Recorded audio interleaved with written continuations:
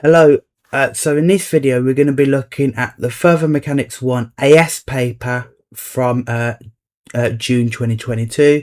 Now for AS it's a funny one, this is going to be one half of your paper 2, right? So you do two optional modules. Obviously Further Mechanics 1, if you're watching this, will probably be one of them, right?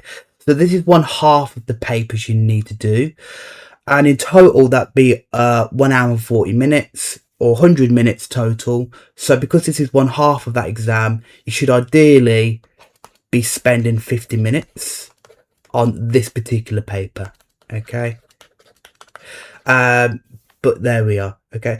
So some things to note. There are 4 questions. Usually it's 4 questions for AS Further Mechanics. Also this key part here, okay, this part in particular I really do want to highlight. It says, unless otherwise indicated, give your answers to either 2 or 3 significant figures, okay? You might not be familiar with this, but in exams you will be expected, unless they tell you otherwise, or you can give an exact value. If you're rounding, you must round to 2 or 3 significant figures only, okay? You may not get the mark otherwise, okay, depending on the mark scheme. But really want to highlight that, okay? So make sure in exams you're familiar with that. Okay, so we have this question at first. So we're told a car of mass 1,200 kilograms moves up a straight road inclined to the horizontal at an angle alpha, where sine alpha is 1/15. The total resistance to motion from non-gravitational forces is a constant force of magnitude R newtons. At the instant when the engine of the car is working at a rate of 32 kilowatts, the speed is 20 and the acceleration is 0.5. And so we need to find the value of R, my resistance force, okay?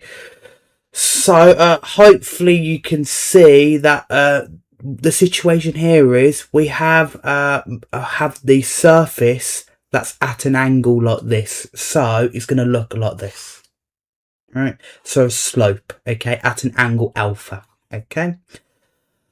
And so what's going on then? We have this car on the ramp on this slope here. The mass is 1200 kg, okay. So immediately I'm now thinking about adding my forces on. Now with ramps, okay, immediately you should do your weight like this. So the weight is mass times g, okay. Then I always also will then split up like this, okay.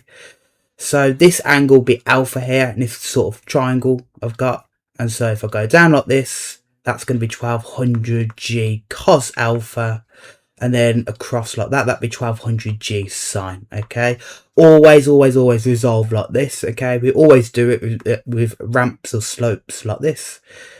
And so there we are. And then there's going to be a reaction force. Now, I'm not going to call the reaction force R, I'm going to call it N for the normal reaction force, because actually we have this resistance force of R, okay?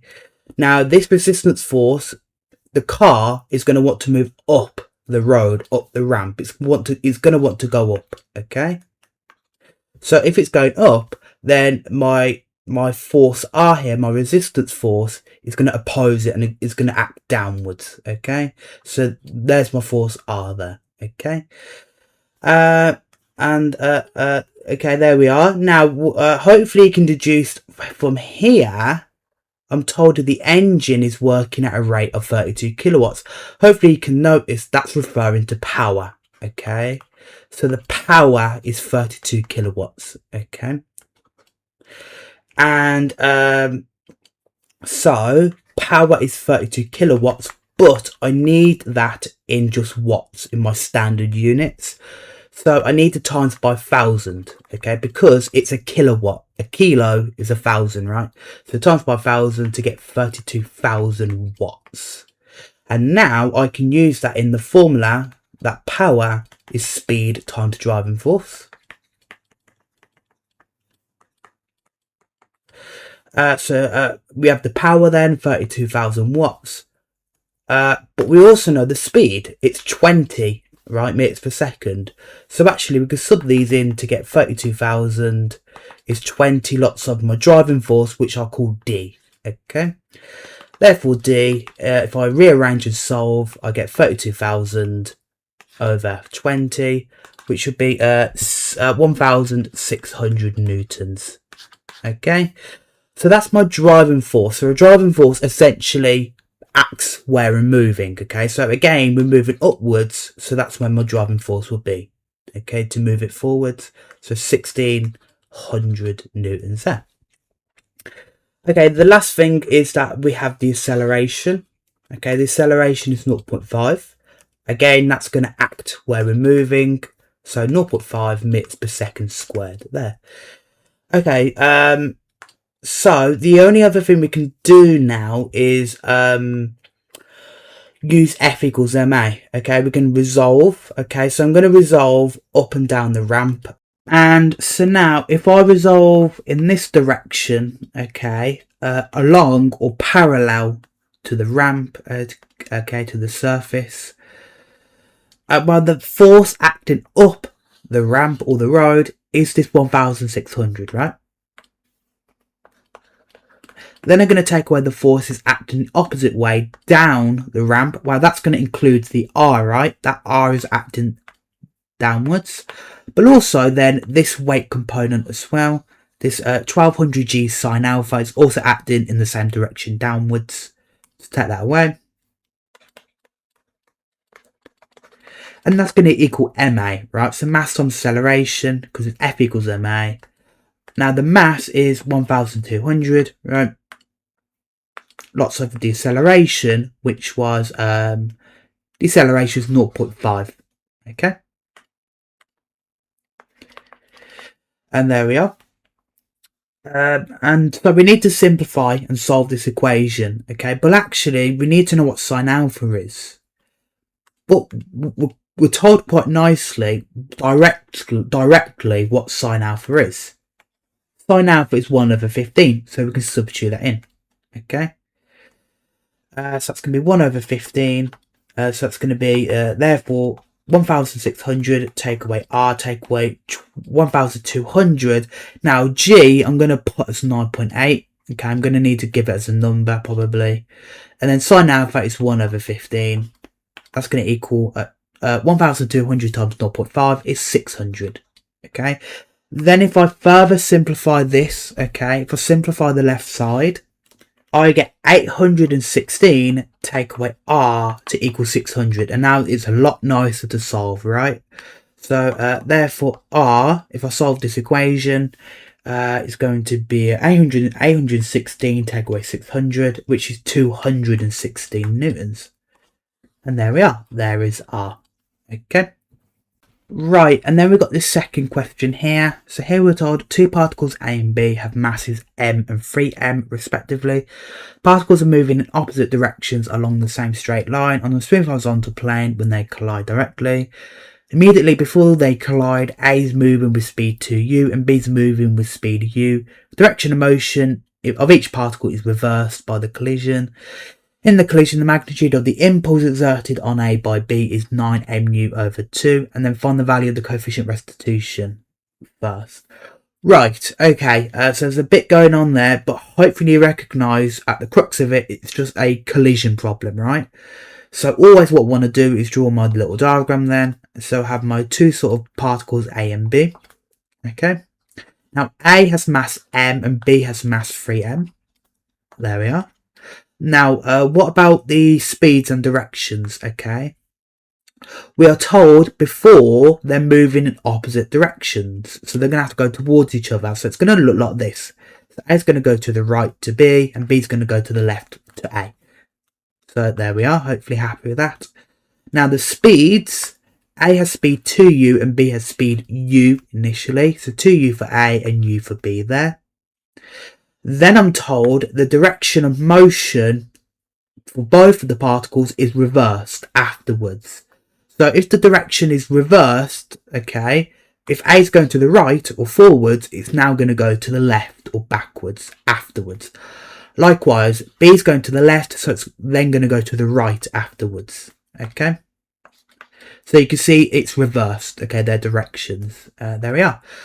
I'm not told anything about their speeds afterwards, so I'm just going to call them, let's say, V1 and V2. Okay. And so at that point then, I can apply my usual techniques. So firstly, I can apply momentum, okay, as I always do with these sort of questions. So momentum. So firstly, that's going to be for A, the mass is M, lots of the speed 2u initially. Then for B, the mass is 3m, lots of the speed u. Now, you must pay attention to your direction and your negatives, okay? It's going in the negative direction, it's going backwards. Usually, momentum is going to be positive. It's going to be positive in the forwards direction, right? So anything going backwards is negative. So this u here is actually going to be minus u. Make sure to pay attention. Directions matter, okay? Then, afterwards, that's going to be m, lots of negative v1, because again, that's going in the negative direction, backwards. And then 3m, lots of v2. Okay? Then we can simplify this equation. So we're going to get 2mu, take away 3mu. It's minus mv1, add 3mv2. Okay? And so simplifying this, we're going to get minus mu to be mv1, add 3mv2. Then we can get rid of the m's, right? Get rid of the m's, cancel the m's out. So we're going to get v1, add 3v2 to be minus u. And that is my equation there. Okay.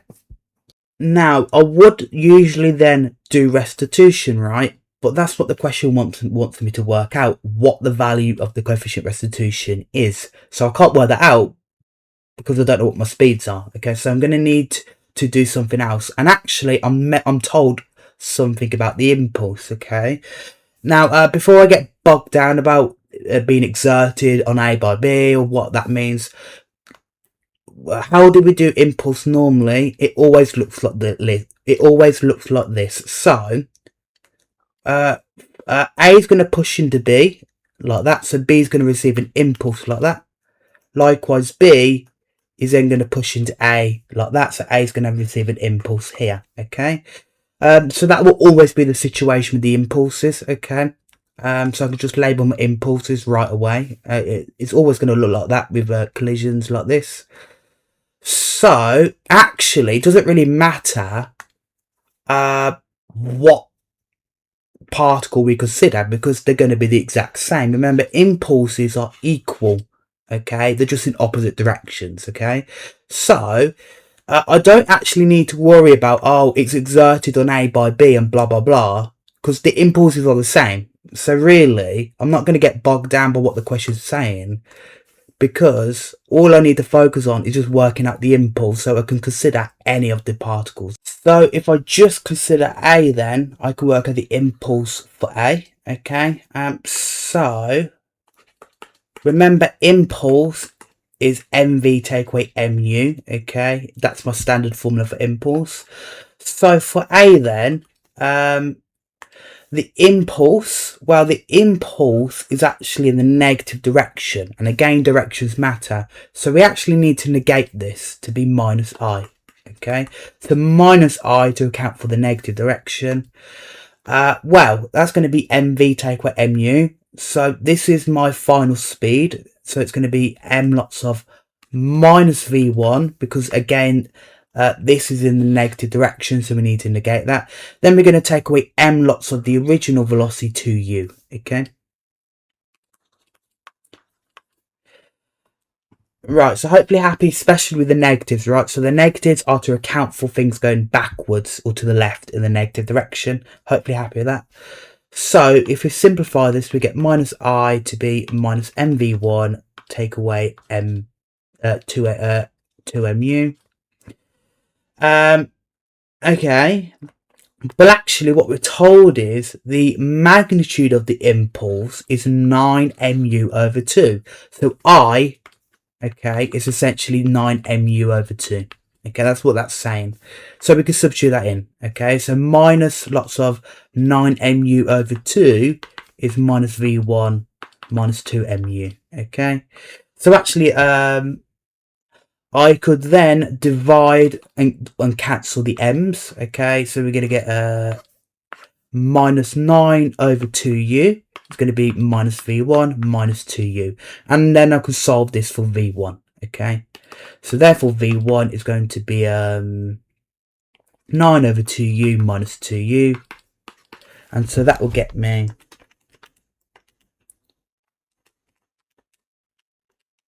5 over 2u, and there is and there's my v1. And now, because I found v1, I can go back to my equation here for momentum to find v2. Okay, so I'm going to sub v1 into that equation.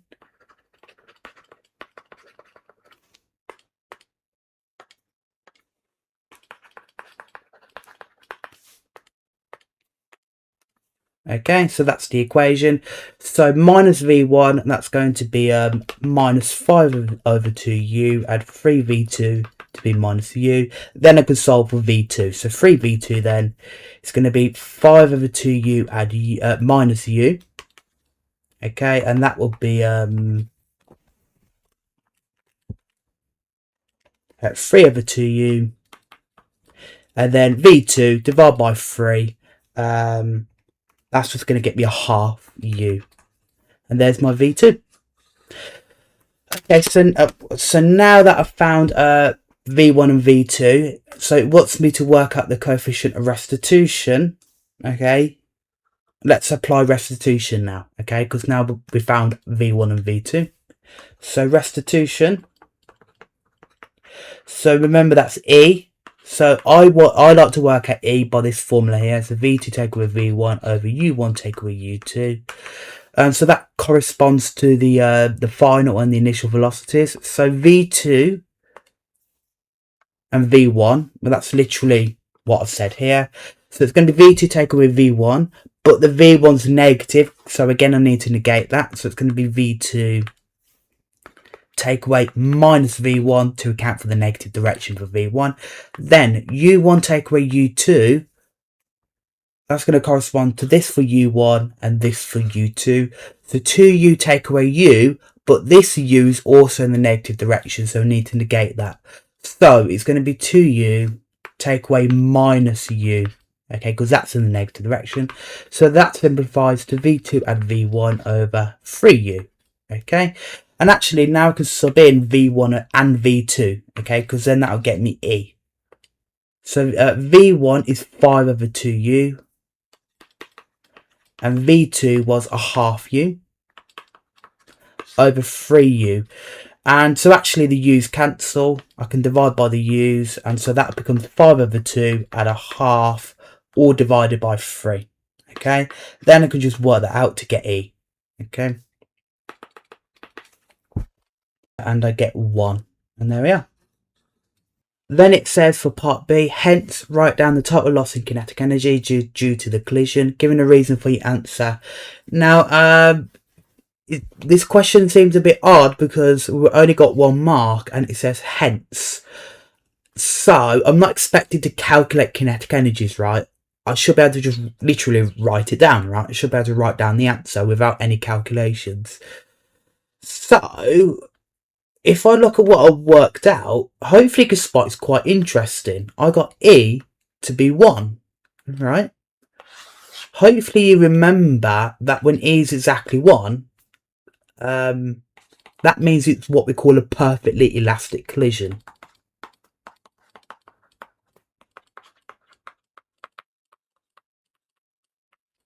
Okay. So what that means is when it's perfectly elastic, when E is 1, okay, at the maximum value of E, because again, E is between 0 and 1, that means it's perfectly elastic, so no overall kinetic energy is lost, no overall speed is lost, okay? So therefore, there's no overall loss in kinetic energy between the two particles.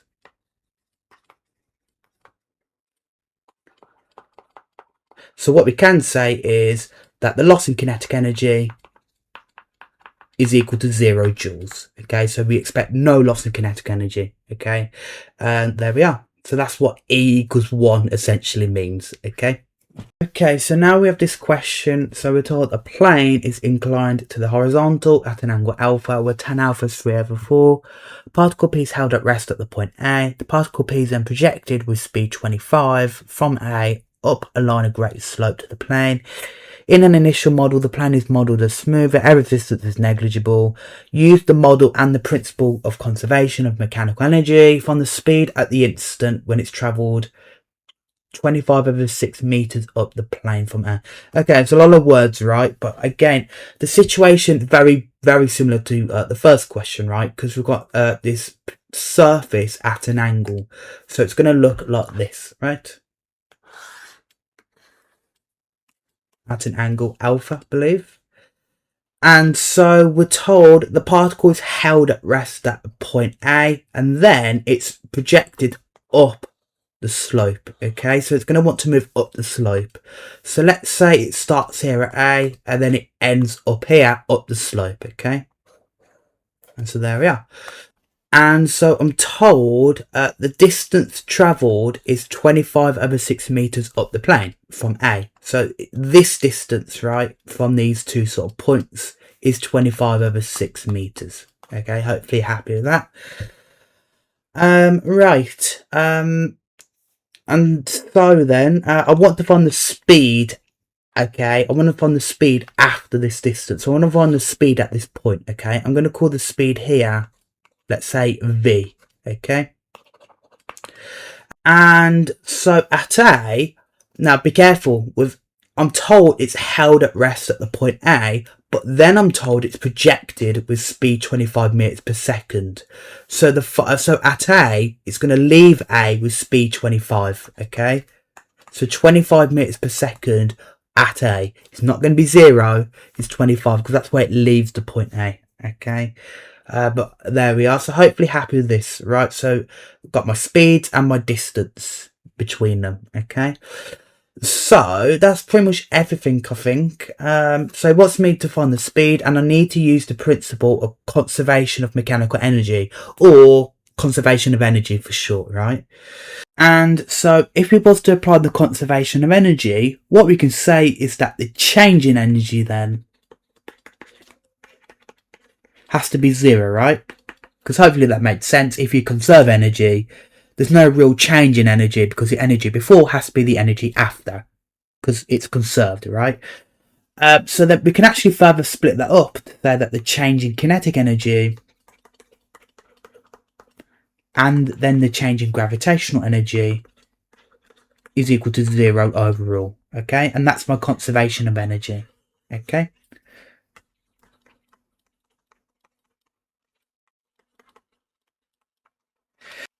So firstly, the change in kinetic energy. Well, remember, kinetic energy is a half mv squared, right? Now, to what the change in the energy is always going to be the final energy take away the initial energy. So the energy at the end take away the energy before. Okay. Now the speed at the end is v. Okay, so the kinetic energy at the end is going to be half mv squared, right? Then we'll take away the initial kinetic energy, while the initial speed is 25. So it's going to be half m lots of 25 squared, like that. Okay. So if we simplify this, we're going to get half mv squared take away 625 over 2m. Okay. Then if we work out the change in gravitational energy, GPE, that's going to be mgh. Okay, h is our height change, right? So what is a height? How high up have we gone vertically? Okay, so hopefully you can see then, this is going to be my height. Okay, hopefully you can see that right between these 2 points. So to work out that, then we can do a little triangle. Okay, so if I do this triangle here, okay, so we're at the angle alpha, Okay, the h height is here. Now, what about this sort of hypotenuse? That's actually going to be the distance we've travelled up the slope. Right, this is going to be 25/6, okay? Because we've gone up the slope by 25/6, so we've gone up by h in that way. And then we can just use a bit of SOHCAHTOA, right, to work out h. Well, we can do sine, right? Because sine alpha is opposite over hypotenuse, so it's going to be h over 25/6, okay? Therefore, we can just say h then is going to be 25/6 lots of sine alpha. So then we need to work out what sine alpha is, okay? So if I look back at the question, I'm not told what sine alpha is, but I'm told what tan alpha is. It's 3/4. Now, very common technique we can do is, if we got tan, if we think back to SOHCAHTOA again, tan is opposite over adjacent, right? So if I again do a little triangle, angle alpha, well, the opposite length has to be 3 and the adjacent has to be 4. So the hypotenuse, due to Pythagoras, well, 4 squared and 3 squared is 25. Root that to get 5. Okay, then we can work out what sine and cos are. So sine alpha, well, it's going to be opposite over hypotenuse, so 3/5, and cos alpha is adjacent over hypotenuse. And there we are. So sine alpha is 3/5, so we can substitute that in here. Okay. So h is 25/6 lots of 3/5 for sine alpha. Therefore, h is going to be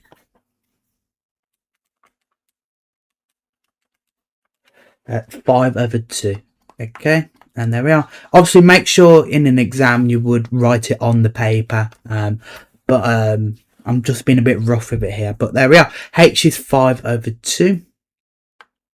And so we can substitute that in. So mg lots of 5/2, which is just 5/2 mg, right? So then if I substitute this now into my conservation of energy, okay, my equation here, so that's going to tell me the change in kinetic energy, which is a half mv squared, take away 625/2m, and then the change in gravitational energy, GPE, so we add on 5/2 mg, has to get me 0, okay? And so I can sort of solve for v, okay? I can solve for v. So firstly, half mv squared on its own is going to be 625/2m, take away 5/2 mg. Now at that point, I'm going to say g is 9.8, okay? It's probably best to do that or else you get an ugly expression. If we simplify this, okay, that goes to 288 lots of m, okay. Then I can actually get rid of the m's, okay, so half v squared is 288, and then we can quite nicely solve for v, okay. So v squared, if we times by 2, okay, that's going to be 576. Then if we root that,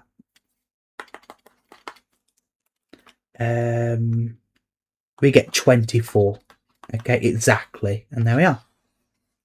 That is my speed there. Now we're told in a refined model, the plane is now modelled as being rough, with coefficient of friction being 3/5. Air resistance is still modelled as negligible. Using the refined model and the work energy principle, find the speed at the instant when it travels a distance of 25/6 up the plane from A. Right, so there's now friction involved. Obviously you can tell it's friction because it mentions coefficient of friction, but also because it's a rough surface.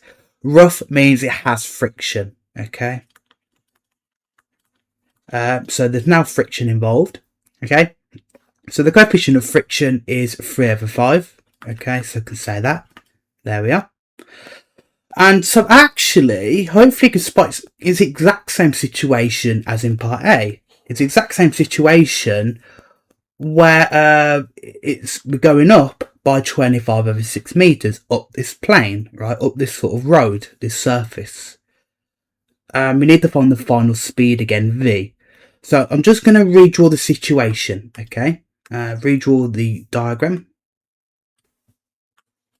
So again, we're at an angle alpha still. So we're between the points A and the point B. Okay. And so initially at A, the speed was at 25. Okay.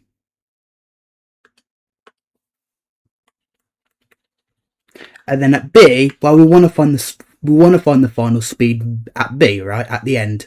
I'm not going to call that V. I'm going to call it a different letter W. Okay. Obviously to distinguish from part A, right? So it's a different speed here.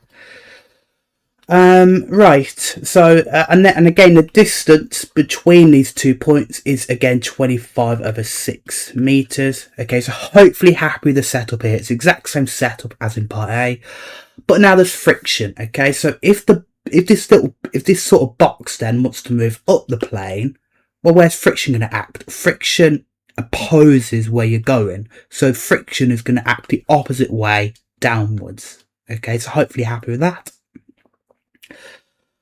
Right, so okay, if we now add on our forces, okay, so obviously we've got the weight, which was mg. Okay, so then if we split the weight up like this, okay, the angle alpha here, that's mg cos alpha, and then mg sine alpha here. Right, and also then we've got a reaction force R. Okay, and those are all my forces. Okay, so what I can do then is work out the friction force. Okay, because I know that F equals mu R, and I'm given in the question what mu is, right? My coefficient of friction, right? The coefficient of friction is 3/5, right? So F, my friction force, is just going to be 3/5 lots of R, my reaction force. So I need to find the reaction force, so I can resolve in this sort of direction, perpendicular to the surface. So upwards here is R, that's going to equal the opposite force downwards, which here is mg cos alpha. Hopefully happy with that. Okay. But we also know what cos alpha is, right? Cos alpha, if we look back to what we did here, cos alpha is 4/5. So I can substitute that in.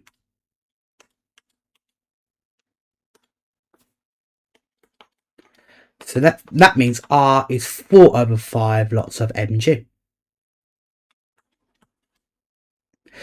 And there we are. So therefore friction then is going to be 3/5 lots of this R, right? So 4/5 mg.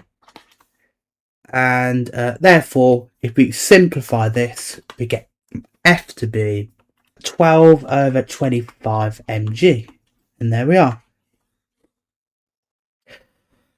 So there we are. So again, hopefully happy with that. Again, all this, what we've done here is always what you want to do with these sort of slope questions, right? Where you're at an angle, the forces will always be in this sort of way. Okay, so hopefully happy with what I've done here.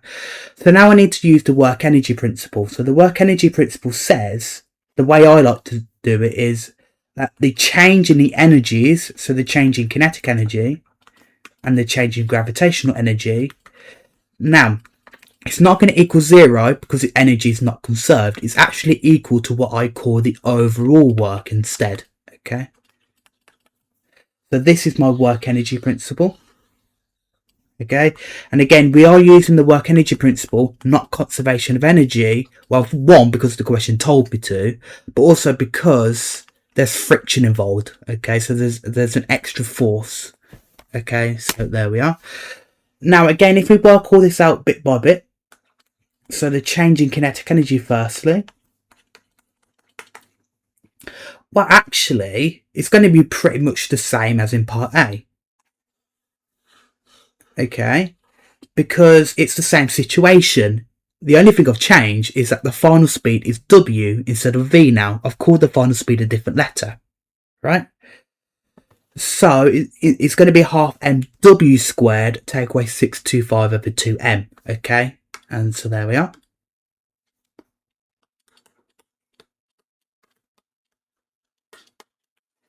And so there we are. So hopefully happy with that, because again, it's the exact same situation. I've got the same starting speed 25, but I've just called the final speed of W instead of V. Okay, so the change in kinetic energy is basically the same as in part A. Also, the change in gravitational energy is going to be the same as in part A as well, because again, it's the same situation. We've gone up by the exact same height. Okay, here, right? We've gone up by the same amount. So I can copy this, and the change in GPE is also going to be 5 over 2 mg. Okay, no need to bother with recalculating it, because it's going to be the same, and it's going to be the same. Okay, because it's the same situation. Now, what we do need to work out is the overall work. Okay, now the overall work, what I mean by that is it's what I call the work forwards take away the work backwards. Okay, so what I'm saying here is essentially the work done by the forwards force take away the work done by the backward force. Okay, acting on the object. Okay, now firstly, work forwards. So what are the forward forces in this case? Okay, actually there are none. Okay, look at the diagram. There's no forces acting forward that's pulling the object forward up the ramp, right? So there's no forward forces. Okay, no forces acting forwards, so there can't be any work done by any forward forces by default. Okay, so the work forwards is 0. Okay, hopefully happy with that, because essentially there's no forward force. Then the work backwards. Okay, so what are the backward forces? Okay, so obviously that's going to be friction. Okay, that's going to act backwards. Okay, in the opposite way. Now you might think it's also going to be this weight force that pulls it backwards as well, but weight is sort of like we don't consider weight here, because it's sort of like a standard force, because everything always has weight on it, right? And also technically, because GPE is the work done by weight, so we've already accounted for weight. Okay, so friction is the only force I care about. Okay, that acts backwards. Okay, it's sort of like a non-standard force, if you will. Okay, so friction is the force acting backwards. Okay, so hopefully happy with that. But then I want the work done backwards, so it's going to be the force times distance, right? Because work, remember, is force times distance. So it's going to be the force F times its distance. Okay, well, what's the distance we travelled? Well, actually, it's going to be 25 over 6. That's how far we moved. Okay, so there we are. So friction times 25 over 6. So that goes to minus 25 over 6 lots of F. And actually, we also know what F is, my friction force. We did it here, right? It's 12 over 25 mg. So I can substitute that in here. So minus 25 over 6 are 12 over 25 lots of mg. And so if we work that out,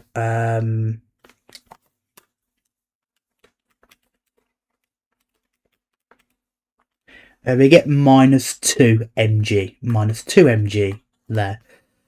And so there we are.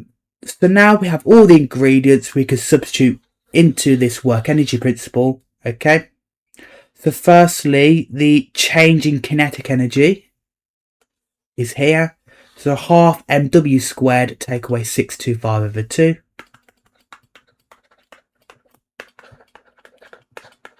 Lots of m.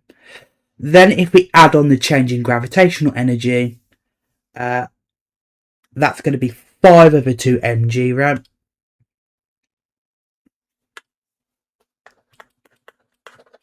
That's going to equal the overall work. Okay, the overall work, which we just worked out to be minus 2 mg. Okay, and then we can solve for w. Okay, we can solve for w. So if we just have a half mw squared on one side, move everything to the right, that's going to be 625 over 2m, take away 5 over 2 mg, take away 2 mg. Okay.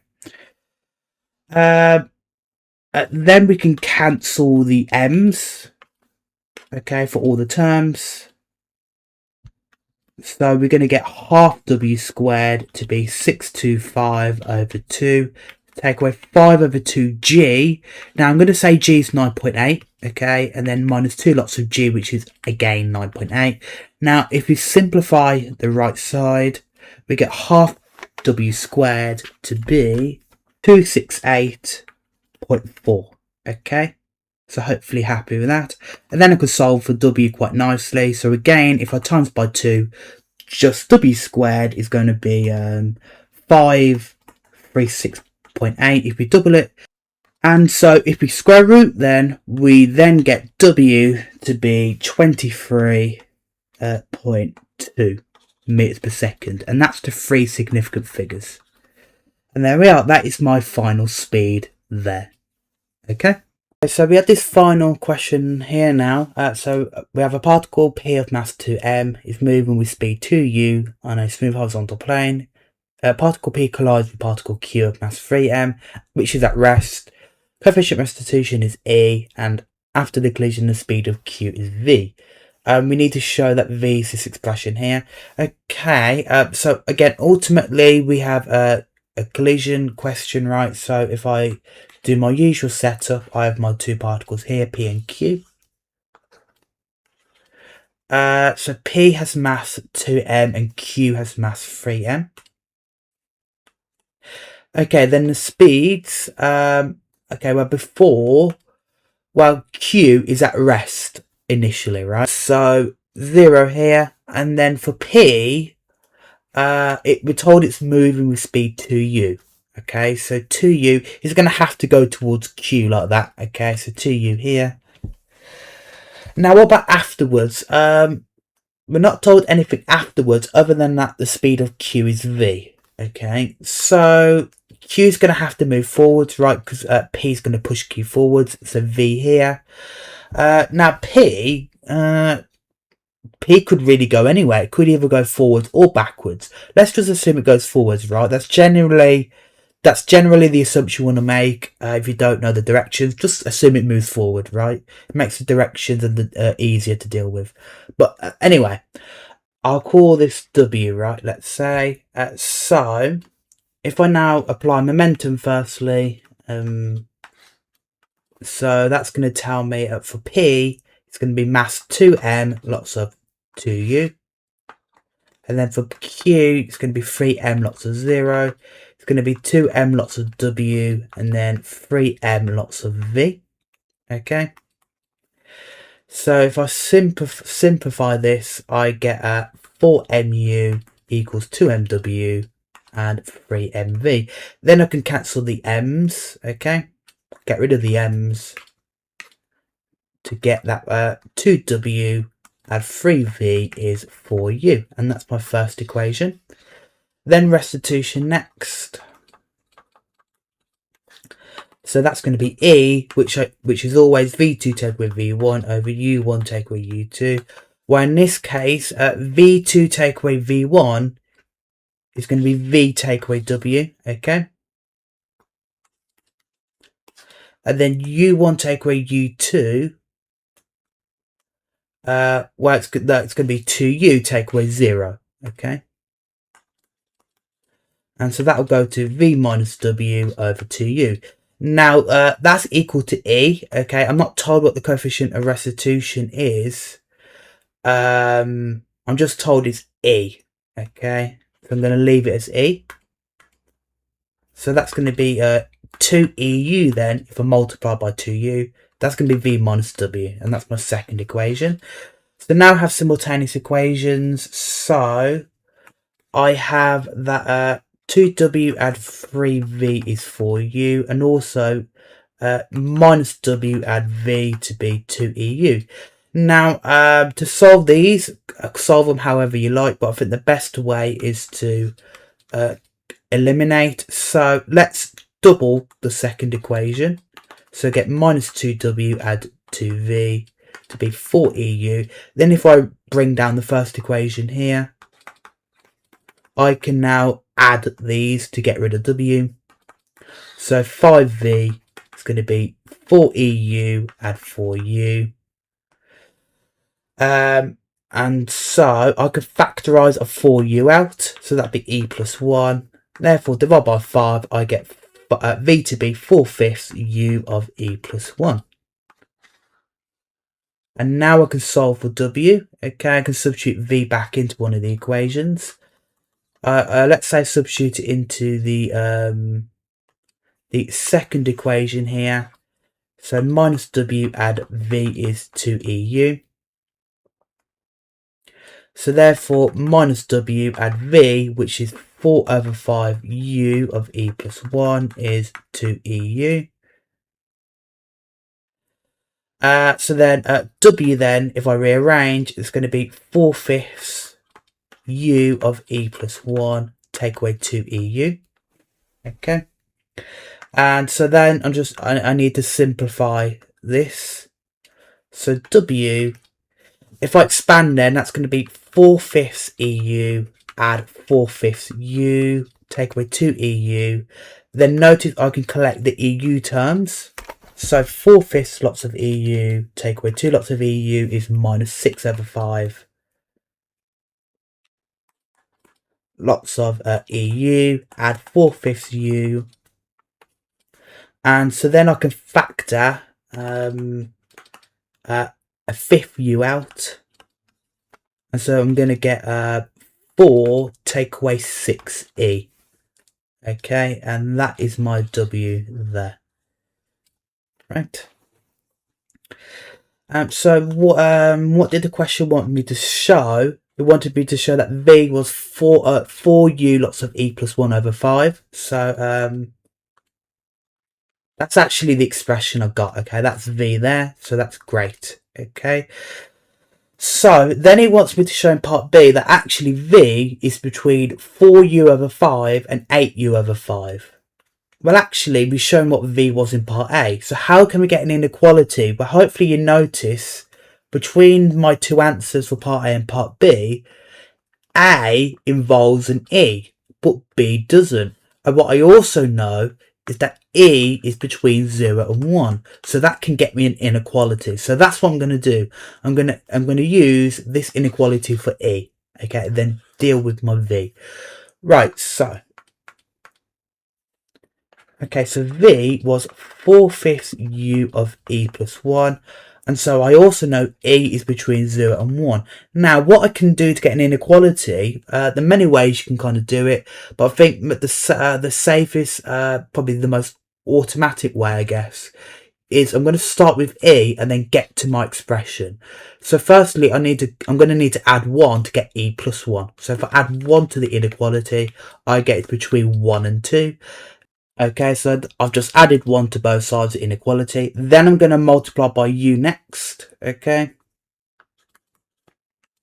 So u lots of e plus 1 is going to be between 2u and u. And then lastly, I need to times by 4/5. Okay. And then I'm going to get 4/5 u of e plus 1 between 2 lots of 4/5 is 8/5 lots of u. And then 4/5 u here. And actually spot, this is exactly v. Okay, this is v now. So v is between 4/5 u and 8/5 u. And that is the inequality they wanted from me in part B. And there we are. That's the inequality they wanted me to get. Then I'm told, given that the direction of motion of P is reversed, find in terms of U and E the speed of P after the collision. Now, we kind of did that already. That was W, right? That was the velocity for P, W. Well, actually noticed, I'm assuming the direction hasn't changed. But actually, I'm told that actually P has been reversed. Okay, so what I actually need to do is I need to flip my direction. Okay, instead of it going forwards like I've done, it actually needs to go backwards. So actually I need to negate that. Okay, so minus W to reverse the direction. Okay, so this is W, right? But actually I need to negate that to flip the direction. Okay, so this is W going forward, so I need to negate that. So I'm going to say as P is reversed, then we must negate W. Therefore, the speed of P afterwards is going to be minus W. And so that's going to be minus a fifth U of 4 minus 6E. And actually, I can just absorb this negative into the bracket. If I times the bracket by minus 1, I get a fifth U of 6E minus 4 instead. Okay, and there we are. So, and actually, I can add that on if we want. So minus W is going to be a fifth U of 6E minus 4 there. Okay. Then I'm told after the collision, Q hits a wall that's fixed at right angles and it rebounds. Coefficient restitution between Q and the wall is a sixth. And given that P and Q collide again, find the full range of possible values of E. Okay, so again, if we break it down, firstly, we need to consider that Q hits this wall here. Right, so let me draw that situation. So Q is going to hit a wall. Okay, now Q goes forward, right? So remember, after the collision here, Q has speed V going forwards, so that's when it's going to approach the wall. So it's going to approach the wall with V here. Now E is a sixth, okay? So actually immediately we can deduce that this speed afterwards, after it rebounds, it's going to rebound to the left, and it's going to be a sixth of V, okay? Because that's what E is doing, it's multiplying, it's reducing my speed down to a sixth. And there we are. Right, and then I'm told that P and Q collide again, and then I need to deduce what E can be. Now, to help me really visualise and see clearly what to do, I'm just going to draw one final diagram to represent the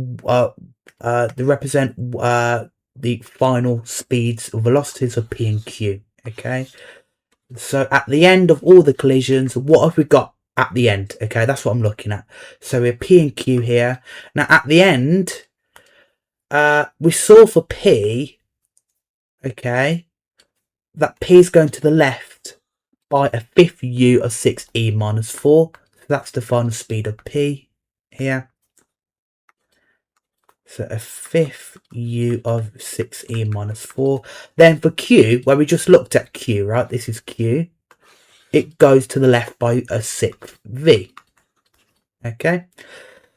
Right, so these two have to collide, right? So if we just look at where they're going, they're both moving to the left in the same direction. Now, if we try not to overthink it too much, right? How can that happen when they collide again? Hopefully you can see that Q is going to have to be faster than P. Q is going to have to catch up to P in order for it to collide again. If P was faster than Q, P would outrun Q and they'd never collide or catch up. So I'm going to say for P and Q to collide again, we can therefore deduce that the speed of Q must be bigger than the speed of P. Okay, and that's going to be for Q to catch up to P. Okay, hopefully that made sense, right? So, therefore, we substitute these numbers in. Speed of Q, that's going to be a sixth V. That has to be bigger than a fifth U of 6E minus 4. Now, we can know what V is, right? We know what V is. It's a 4 over 5 U of E plus 1. So, I can substitute that in. So, we get a sixth V, which is 4 over 5 U of E plus 1. Greater than a fifth U of 6E minus 4. And so at that point, I just need to solve this inequality for E. Okay. Now, if I just simplify the bracket on the left, I get 2 over 15 U of E plus 1 is greater than a fifth u of 6e minus 4.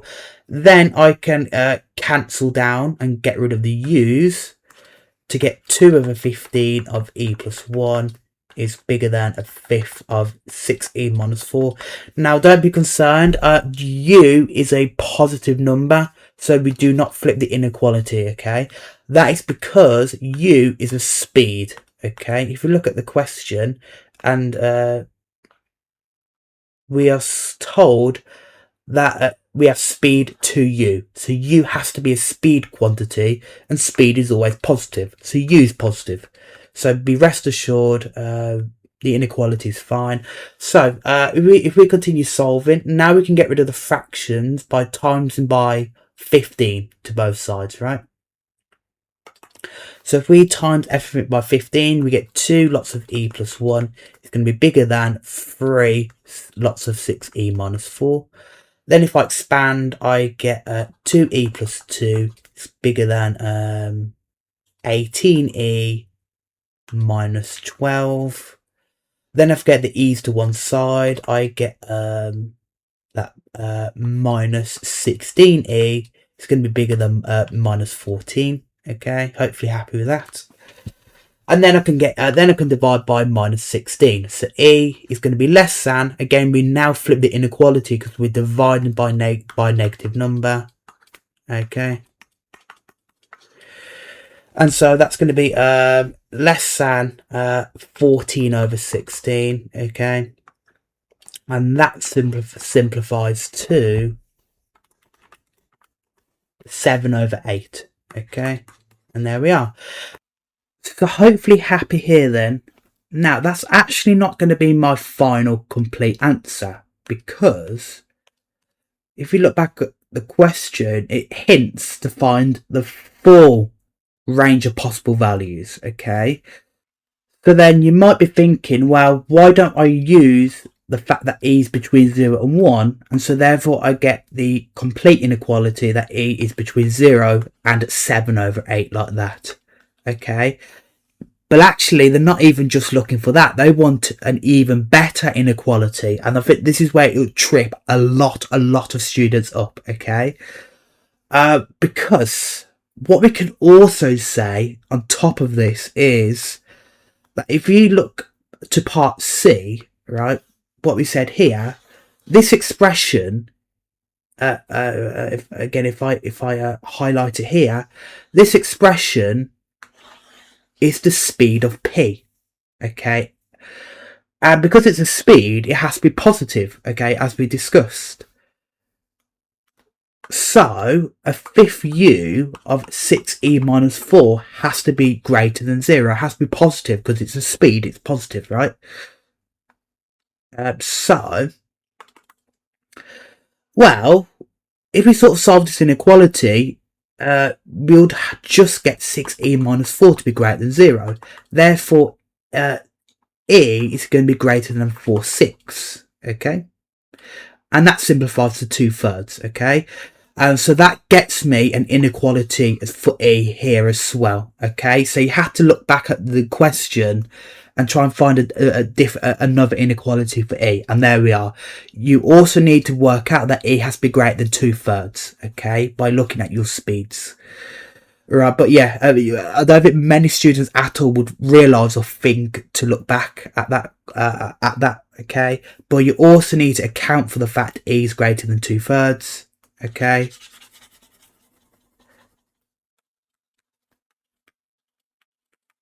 So therefore, indeed, e is between 2/3 and 7 over 8, like that, and that is my complete inequality. Okay. So yeah, you'd only lose 1 mark, I believe, if you forgot to include this inequality, e greater than 2/3. So not much would have been lost there, but that's the final mark. Okay, and that's my final answer. But yeah, quite nasty, that final. I reckon it tripped a lot of students up, but there we are. So that's the end of the paper. Hopefully that has helped, but I'll see you next time.